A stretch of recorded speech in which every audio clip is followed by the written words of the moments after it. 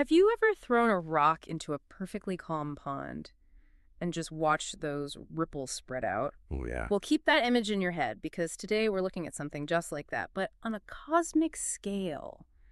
We're diving into the Egg Nebula. And it's not some static ancient object. What we're seeing is this incredibly brief moment in a star's life. A blink and you'll miss it moment. We're basically catching a star in the act of, well, transforming from a red giant into what will become a planetary nebula. And when we say blink in cosmic terms, we really mean it.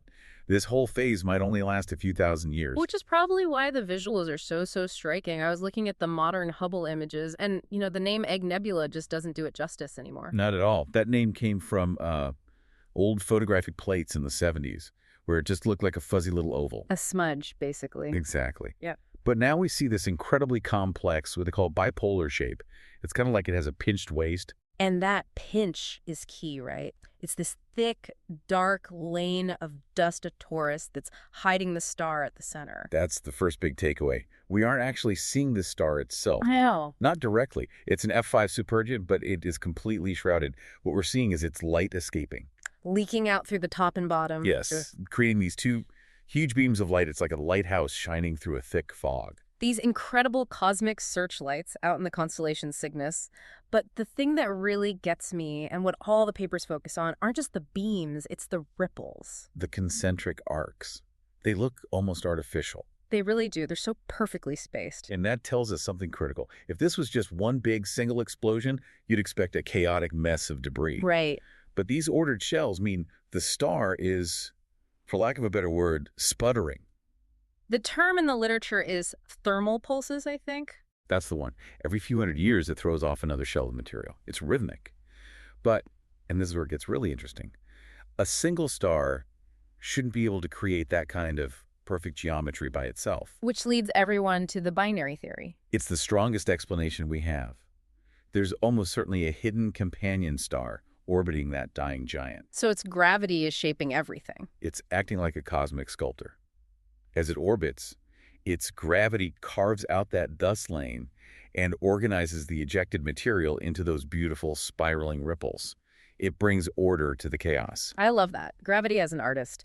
And hey, there's a cool note in here for any amateur astronomers listening. Something about polarization. Oh yeah, this is fantastic. Yeah. Because the Egg Nebula is a reflection nebula.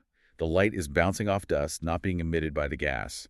It becomes polarized. How much so? About 40%, which is really high. It means if you have a decent backyard telescope and a simple polarizing filter, you can actually watch the nebula dim as you rotate the filter. Wow, you're literally filtering the scattered light from a star system thousands of light years away. That really connects these huge ideas to something real. Speaking of connecting complex systems to something useful, this feels like a good moment to mention Embersilk. It really does. If you're trying to figure out where AI can actually make a difference for you, whether that's training models, automation, or software development, they are the people to talk to. They help you cut through the noise and find the real signal. Exactly. You can check them out at embersilk.com for your AI needs.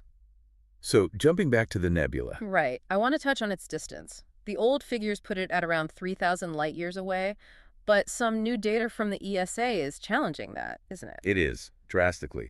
The latest parallax data suggests it might be as close as the 1,000 light years. That's not just a small correction, that's a massive change. It would make it the closest pre-planetary nebula to us, by far. It basically puts it right in our cosmic backyard. And that matters because this thing is, what, a carbon factory? An incredibly rich one. The analysis shows it is just pumping out huge amounts of carbon, creating dust and complex molecules. So it's literally seeding the space around it. That's the cosmic life cycle in action.